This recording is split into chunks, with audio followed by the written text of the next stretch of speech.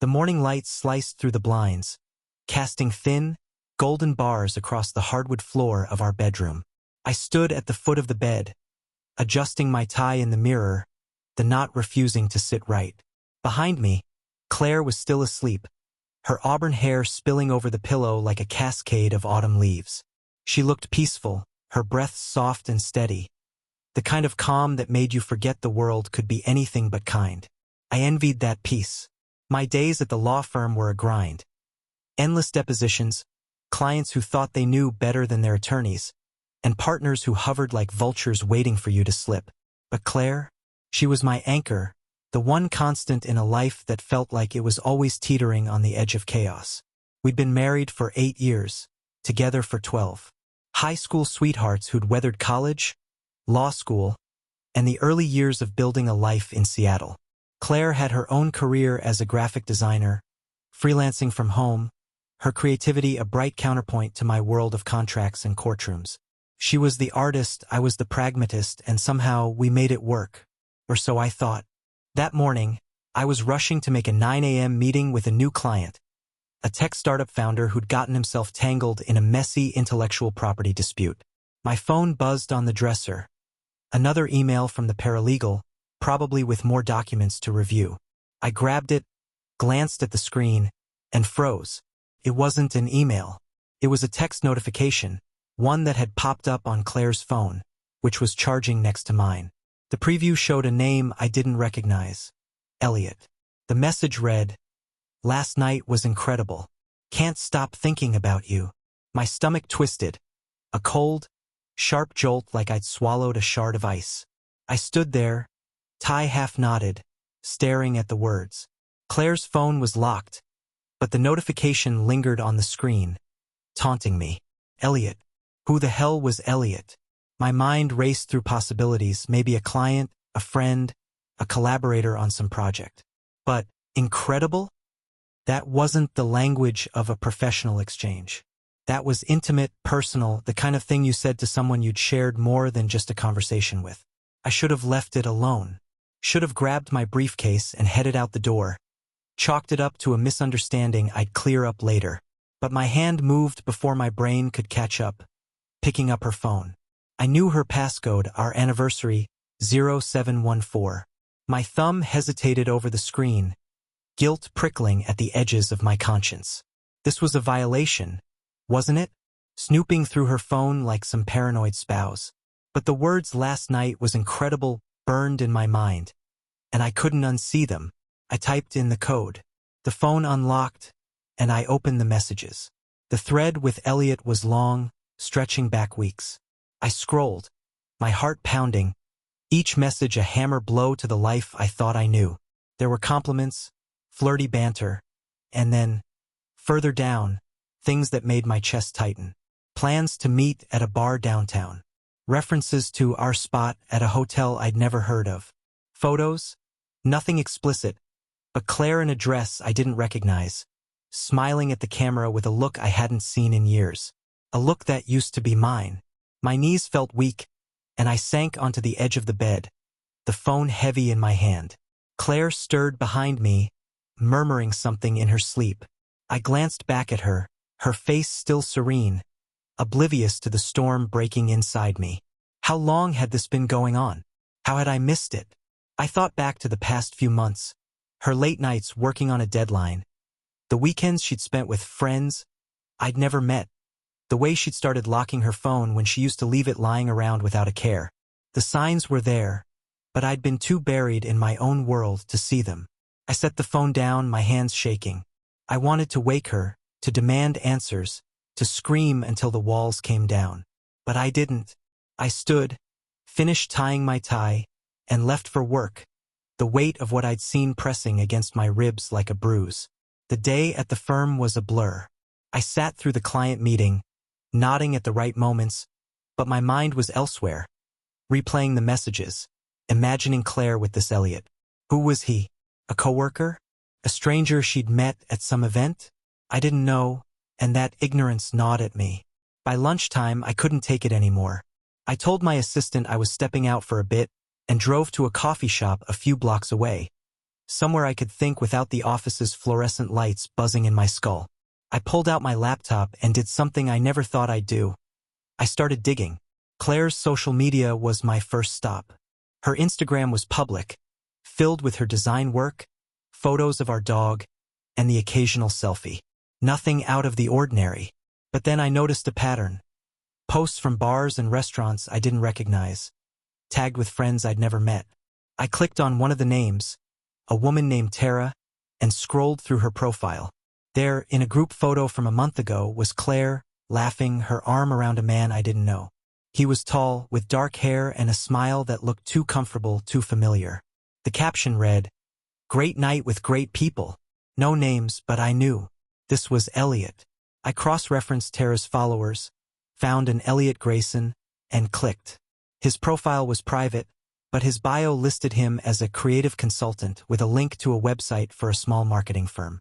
I opened the site, and there he was, grinning in a headshot, his credentials boasting years of experience in branding and design. He was in Claire's world, someone she'd likely met through work, someone who spoke her language, who probably made her laugh in ways I hadn't in years. I sat back, staring at the screen, my coffee untouched and cold. The betrayal wasn't just in the act. It was in the secrecy, the ease with which she'd built a separate life. I thought of our evenings together, the way she'd curl up next to me on the couch, her head on my shoulder as we watched some mindless show. Had she been thinking of him then? Texting him when I wasn't looking? The questions piled up, each one sharper than the last. I didn't go back to the office. Instead, I drove home, my mind a tangle of anger and hurt. Claire wasn't there. She texted me earlier about a client meeting across town. I wandered through our house, seeing it with new eyes. The kitchen where we'd cooked dinners together, the living room where we'd argued and made up, the bedroom where I'd thought we were still us. It all felt tainted now, like a stage set for a play I didn't know I was in. I needed more answers, so I went to her laptop, left open on the dining table. She'd always been careless with her devices, trusting in a way I used to find endearing. Now it felt like a cruel irony. I opened her email, scanning for anything that might confirm what I already knew. There were invoices, project proposals, and then, buried in a folder labeled Personal, an email from Elliot. It was dated 3 weeks ago, a short message. "Can't wait to see you at the conference. Booked the same hotel. Let's make it a weekend to remember." A conference. She told me she was going to Portland for a design expo, a chance to network and pitch her work. I'd kissed her goodbye, told her to have fun, never once suspecting she was meeting someone else. The email included a confirmation for a hotel booking, 2 nights at a boutique place downtown. I checked the dates against my calendar. She'd come back from that trip glowing, telling me how inspiring it had been, how she'd made connections that could take her career to the next level. I'd been proud of her. Now I felt like a fool. I closed the laptop, my hands clammy. The anger was building, a slow burn that threatened to consume everything. But it wasn't just anger at Claire. It was at myself, for being so blind, for letting our life slip into a routine where this could happen. I thought of the late nights I'd spent at the office, the weekends I'd brought work home, the times I'd brushed off her invitations to go out because I was too tired. Had I pushed her away? Or was this just who she was? Someone capable of betraying the person she'd promised to love forever? I spent the rest of the afternoon piecing together the timeline. Texts, emails, social media posts, they painted a picture of an affair that had been going on for at least 3 months. Maybe longer. I found receipts in her desk drawer for dinners I hadn't been invited to. A parking ticket from a part of town we never visited together. Each discovery was a cut, small but deep, and by the time Claire's car pulled into the driveway, I was a man made of wounds. She walked in, her bag slung over her shoulder, her smile bright as she called out, "Hey, you're home early." I was sitting at the kitchen table, her laptop still open in front of me. She froze when she saw my face, the smile slipping like a mask. "What's wrong?" she asked, her voice cautious. I didn't answer right away. I just looked at her, trying to see the woman I'd married, the one who'd laughed with me at 2 a.m. over cheap wine, who'd held my hand through my father's funeral, who'd promised me forever. But all I could see was Elliot's text. Those words burned into my brain. Last night was incredible. Tell me about Elliot, I said, my voice low, steady, though inside I was unraveling. Her face went pale, and in that moment, I knew everything I needed to. The truth was written in her silence, in the way her eyes darted away from mine. And as she stammered, trying to find words to fill the void, I felt something shift inside me. A cold, hard resolve taking root. This wasn't just about betrayal. This was about reclaiming what was mine, about making sure she understood the cost of breaking us. But that would come later. For now, I listened as she tried to explain. Her words a flimsy shield against the storm I was already planning. The kitchen was silent except for the faint hum of the refrigerator, a sound I'd never noticed before but now seemed deafening. Claire stood across from me, her hands gripping the back of a chair, her knuckles white. Her eyes were wide, searching mine for something. Forgiveness, maybe, or a way out of the hole she'd dug herself into. But I wasn't ready to offer either. Not yet, maybe not ever. Elliot, I repeated, my voice still low, controlled, though every nerve in my body was screaming. Tell me who he is, Claire. Tell me what's been going on. She opened her mouth, then closed it, like a fish gasping for air. It's not what you think, she started, her voice trembling. He's just a friend. From work. We've been collaborating on a project. I laughed, a sharp, bitter sound that made her flinch. A friend who texts you about how incredible last night was? A friend you meet at hotels for weekends you never told me about? I gestured to her laptop, still open on the table, the email from Elliot glaring up at us like an accusation. Don't lie to me, Claire. Not now. Her shoulders slumped, and she sank into the chair, her hands covering her face. For a moment, I thought she might cry, but when she looked up, her eyes were dry, defiant almost. Okay, she said, her voice steadier now. Yes, I've been seeing him, but it's not what you're making it out to be. It's not serious. Not serious? I leaned forward, my hands flat on the table, anchoring me against the urge to slam something. Anything. You're sneaking around, meeting him behind my back, lying to me about where you're going. You call that not serious? She flinched again, but this time she held my gaze. You've been gone, Mark. Not physically, but gone. You're always at the firm, always buried in your cases. When was the last time we actually talked? Really talked? I was lonely, and Elliot, he was there. The words hit like a slap, not because they were true, but because they weren't entirely false. I had been distant, consumed by work, by the pressure to make partner, to secure our future. But that didn't justify this. Nothing could. So this is my fault? I asked, my voice rising despite my efforts to keep it steady. You're lonely, so you run off with some guy who makes you feel special for 5 minutes? That's your excuse. It's not an excuse, she snapped, her own anger flaring. It's the truth. I didn't plan this. It just happened. And I'm sorry. Okay? I never meant to hurt you. I stood, pacing the length of the kitchen, my mind racing. Her apology felt hollow, a reflex to cover her guilt. I wanted to believe her, to cling to the idea that this was a mistake, a momentary lapse. But the evidence was stacked against her. Texts, emails, receipts, all pointing to a deliberate choice to betray me, to betray us. I need to know everything, I said, stopping to face her. How long, where, when? All of it. She hesitated, then nodded, her voice barely above a whisper as she began. It started 4 months ago, at a networking event for designers. Elliot was a speaker, charismatic and confident, and they'd hit it off over drinks. What began as professional admiration turned into late-night texts, then coffee dates, then more. The Portland conference was their first weekend together, but there had been others, stolen evenings at bars, lunches that stretched into the afternoon. She swore it hadn't gone further than emotional connection, but her eyes darted away when she said it, and I knew she was lying. I listened, my jaw clenched so tight it ached, as she laid out the timeline of her infidelity. Each detail was a fresh wound, but I forced myself to hear it, to catalog every moment she'd chosen him over me. When she finished, the silence stretched between us, heavy and suffocating. "What now?" she asked, her voice small. "What do you want to do?" I didn't have an answer. Not yet. Part of me wanted to throw her out, to erase her from my life and pretend the last 12 years hadn't happened. But another part, the part that still remembered her laugh, her warmth, the way she'd made me believe in forever, wasn't ready to let go.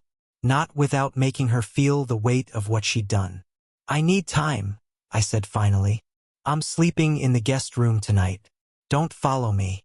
She nodded, tears finally spilling down her cheeks, but I didn't stay to watch. I grabbed my pillow and a blanket and shut myself in the guest room, locking the door behind me. Sleep didn't come. Instead, I lay there, staring at the ceiling, my mind churning with images of Claire and Elliot, with the life I thought we had, now shattered like glass. The next few days were a haze of routine and rage. I went to work, sat through meetings, drafted motions, but it was all mechanical. My real focus was on what came next. I wasn't the kind of man to let this slide, to forgive and forget with a pat on the head and a promise to work on things. Claire had crossed a line, and I needed her to understand the consequences. Not just for her, but for Elliot, too. I started by gathering more evidence. I wasn't sure what I'd do with it yet, but knowledge was power, and I needed every scrap I could get. I logged into our shared cloud account, where Claire backed up her phone photos. There they were, more pictures of her with Elliot, some innocent, some not. A selfie of them at a rooftop bar, her head tilted against his shoulder. A shot of their hands intertwined on a table, a glass of wine in the foreground. Each image fueled the fire in my chest, but I saved them all, building a digital dossier of her betrayal. Next, I dug into Elliot Grayson.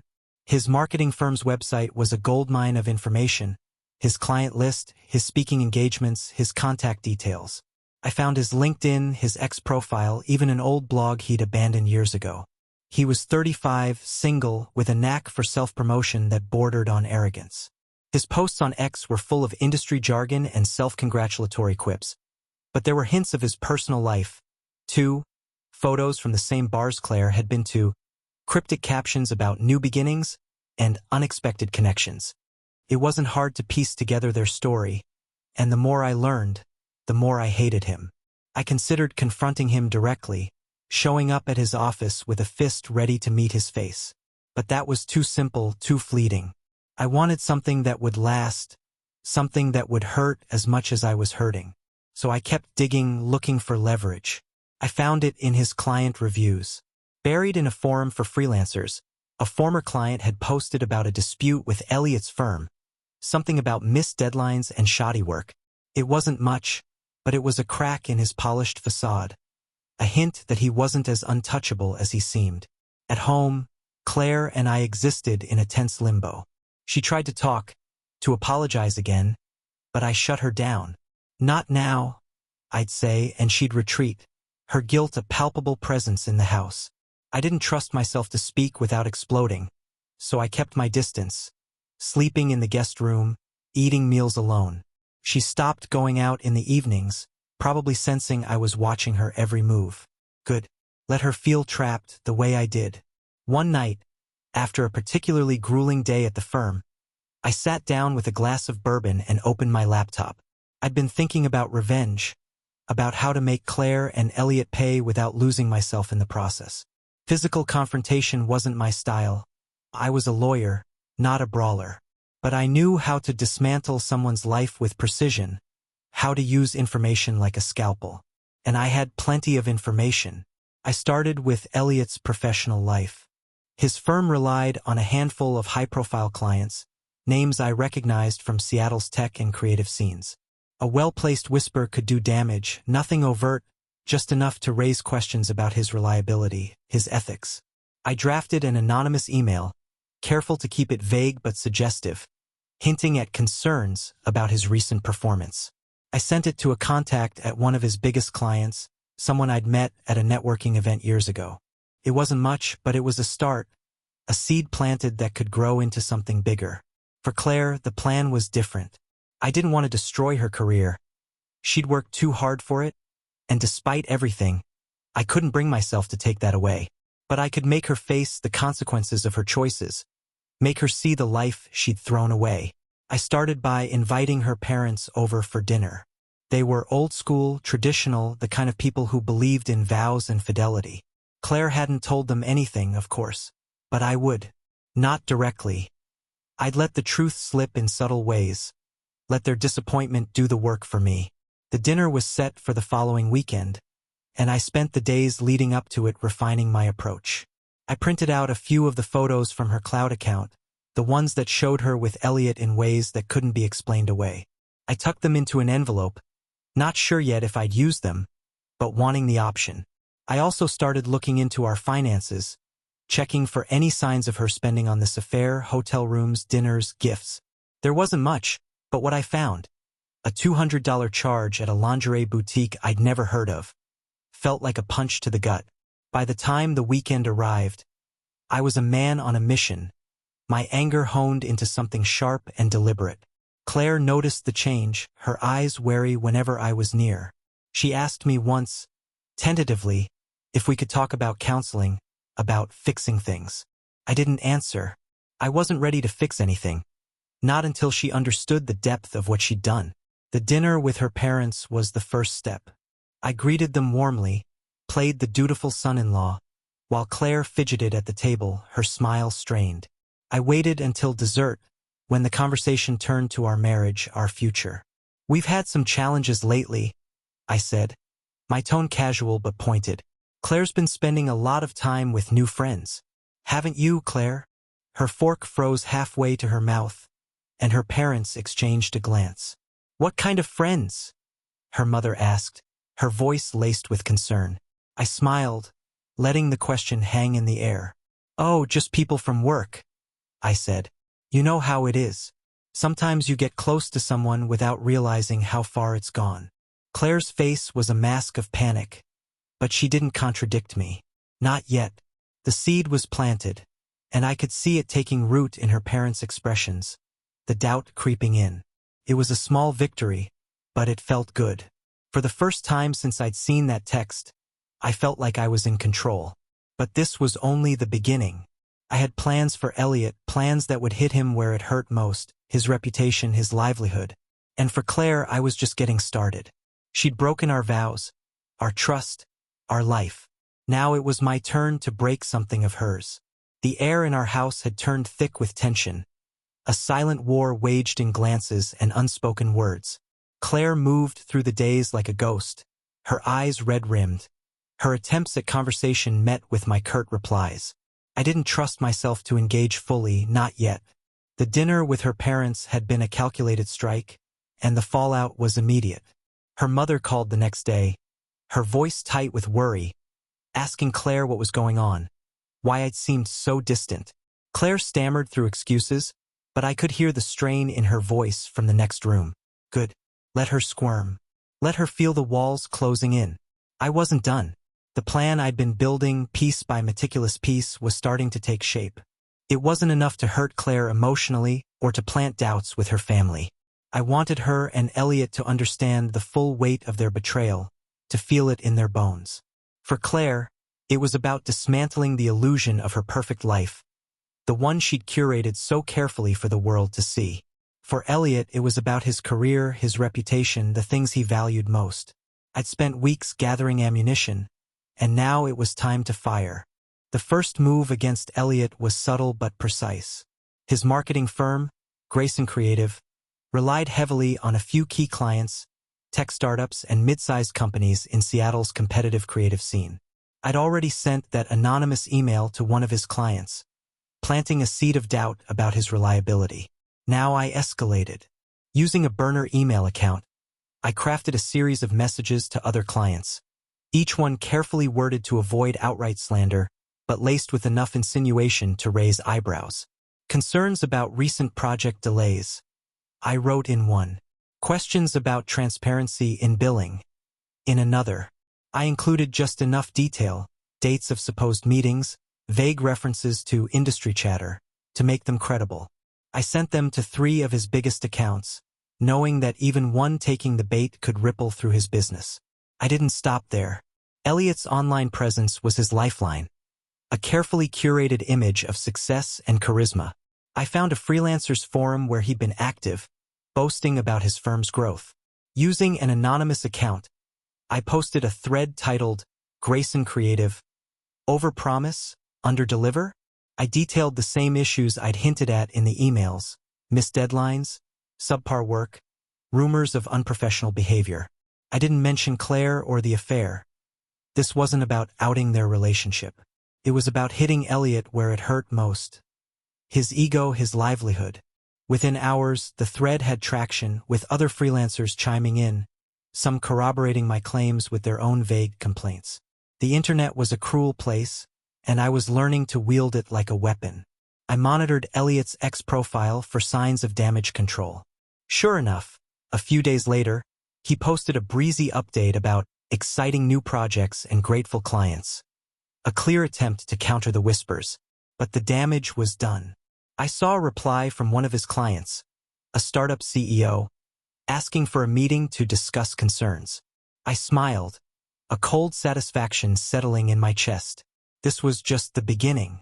For Claire, the approach was different, more personal. I wanted her to feel the betrayal's cost not just in her relationships but in the life she'd built around herself. Her parents were already asking questions, their trust in her shaken by my subtle hints at dinner. Now I turned to her social circle.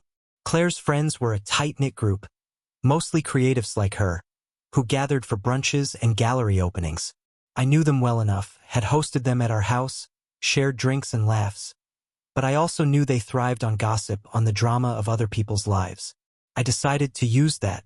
I invited Tara, the friend who'd posted the photo with Claire and Elliot, for coffee under the pretense of needing design advice for a client. Tara was bubbly, eager to please, and blissfully unaware of the storm brewing. Over lattes, I steered the conversation to Claire, keeping my tone casual but concerned. "She's been so distant lately," I said, stirring my coffee. "I know she's been hanging out with new people like that Elliot guy. I'm worried she's getting in over her head." Tara's eyes widened, and I could see the gears turning. "Elliot," she said, too quickly. "Oh, they're just friends, you know? They work together sometimes." I nodded, feigning relief. "Good to know. I just want to make sure she's okay. She's been so secretive, and after that Portland trip, I wasn't sure what to think." Tara fidgeted, clearly uncomfortable. She knew more than she was letting on, and I didn't push. I didn't need to. The seed was planted, and Tara's gossip-prone nature would do the rest. By the next day, I saw a group chat notification on Claire's phone, left unlocked on the counter, a rare slip, where Tara was asking another friend if they'd noticed Claire acting weird lately. The dominoes were falling. I also took steps to tighten the financial noose. Claire's freelance income was solid, but we shared a joint account for household expenses, and I'd always handled the taxes and investments. I started siphoning small amounts from our joint savings into a separate account I'd opened in my name. Nothing drastic enough to raise red flags, but enough to give me options if things went south. I also canceled a credit card she used for work expenses, claiming it was a security precaution. When she asked about it, I played dumb, promising to look into it. The confusion on her face was a small victory, a reminder that I could disrupt her life as easily as she'd disrupted mine. The final piece of my plan came together at a bar downtown, a place I knew Elliot frequented based on his ex-posts. I didn't go there to confront him. That would have been too predictable. Instead, I hired a private investigator, a discreet professional recommended by a colleague at the firm. I gave him Elliot's name, photo, and known hangouts, along with a directive to dig deeper than I could. I wanted dirt. Anything that could expose him, humiliate him, make him regret ever crossing paths with my wife. The PI didn't take long. Within a week, he sent me a report that was both infuriating and satisfying. Elliot wasn't just cheating with Claire. He had a pattern. The PI uncovered messages between Elliot and another woman, a junior designer at a rival firm, suggesting a similar connection that overlapped with his time with Claire. There were also financial discrepancies, unreported income from side gigs, expenses that didn't add up. It wasn't enough to get him arrested, but it was enough to make him sweat, especially if it reached the right ears.